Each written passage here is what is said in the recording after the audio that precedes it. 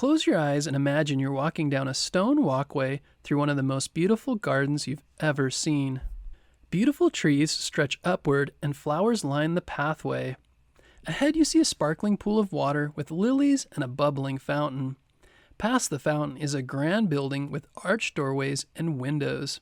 It's one of the tallest ancient buildings you've ever seen, with multiple floors, and is bustling with people who are talking and hurrying to and fro. This is a house of wisdom in the ancient city of Baghdad, Iraq. As you walk past the pools of water and enter the house of wisdom, you're greeted by friendly faces and warm smiles. The first room you enter has walls lined with shelves upon shelves of scrolls, all filled with stories and secrets of ancient philosophers waiting to be discovered. Some in the room are busy translating older stories into their own language. The air is alive with excitement and curiosity. In the next room, you come across mathematicians who love to solve puzzles and play with numbers. They show you how to add, subtract, and do amazing calculations with their knowledge of mathematics. In the courtyard of the House of Wisdom, artists are painting beautiful pictures and crafting intricate designs. They use vibrant colors and delicate brushes to create stunning works of art. Others are weaving beautiful rugs that tell the stories of their faith and the Arabic history. As you explore further, you stumble upon a room where poets and storytellers gather. They recite beautiful verses and weave enchanting tales that transport you to far-off lands and imaginary worlds. You listen with wide eyes and imagination dancing in your mind. Finally, you climb stairs up 2 floors to the top of the House of Wisdom, where you meet a group of astronomers who study the stars. They've built special telescopes that help them see far into the night sky. They tell you fascinating tales about the constellations and planets, sharing their knowledge about the wonders of the universe. The House of Wisdom is a place where people from different cultures and backgrounds come together. They share their ideas and learn from each other. It's a place of friendship, understanding, and respect for everyone's unique perspectives. As you leave the House of Wisdom, you feel like you've become a little wiser and more curious about the world. You realize that learning is an exciting adventure that never ends. With a heart full of knowledge and a mind ready to explore, you step back into the world, ready to make your own mark and share your own newfound wisdom.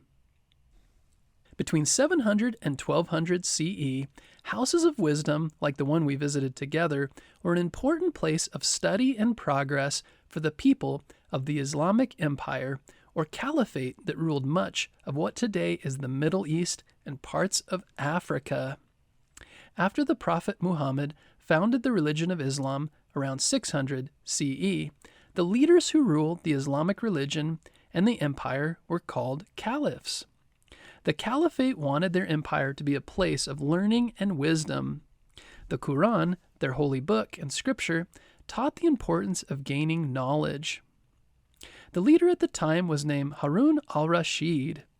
The wealth of the empire was used to build many of these houses in cities like Iraq, to bring together teachers and scholars and people of science, to help advance the arts and sciences of the empire.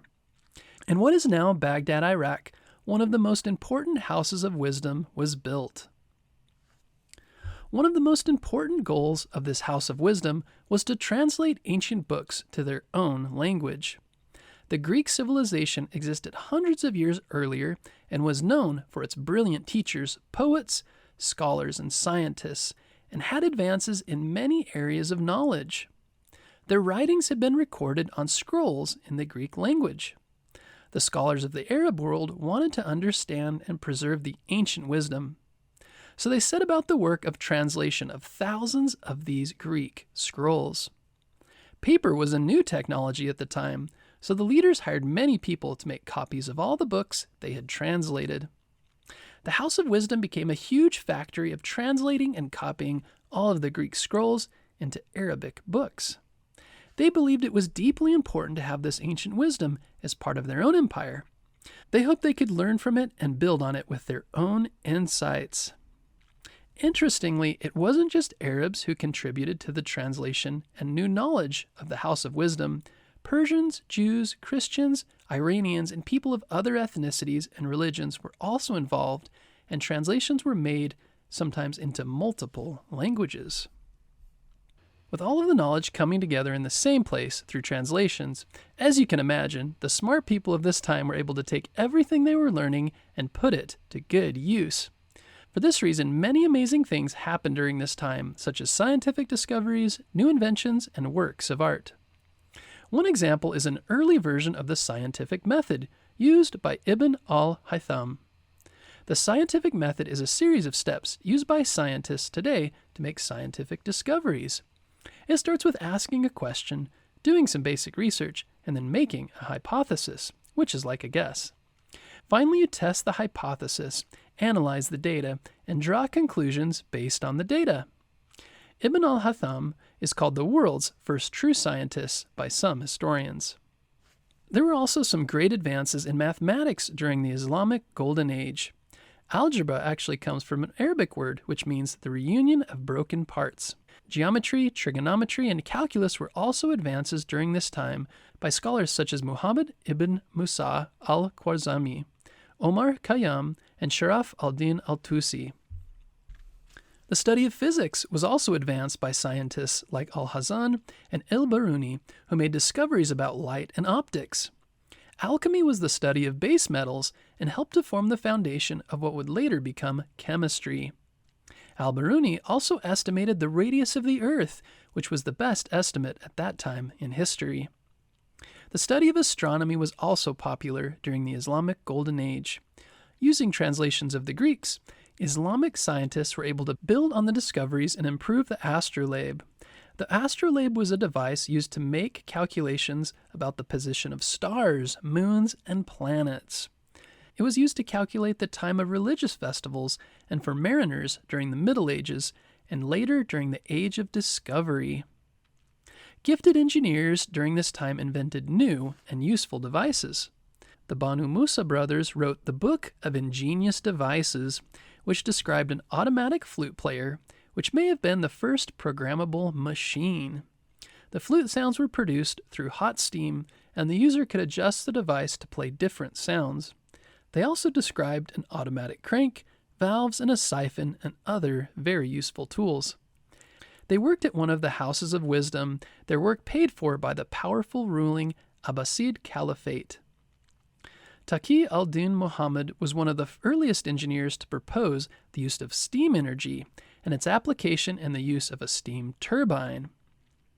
Along with all of these discoveries and inventions, there were advances in farming, healthcare in the form of hospitals, medicine and surgery, the law, theology, philosophy, and map making.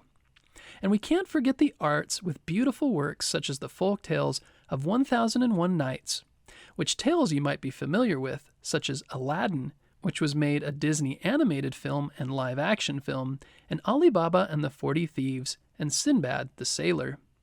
If you get the chance, be sure to look up and read some of the stories from 1001 Nights, which are full of colorful characters and adventure.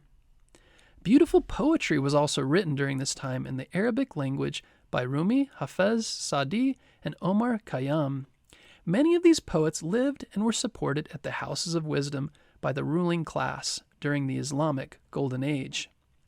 Gorgeous calligraphy, ceramics, paintings, architecture, and music were also created and shared widely during this time.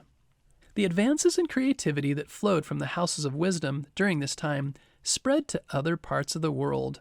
But sadly, this magnificent time was eventually cut short when Genghis Khan and the Mongol Empire invaded during the 13th century.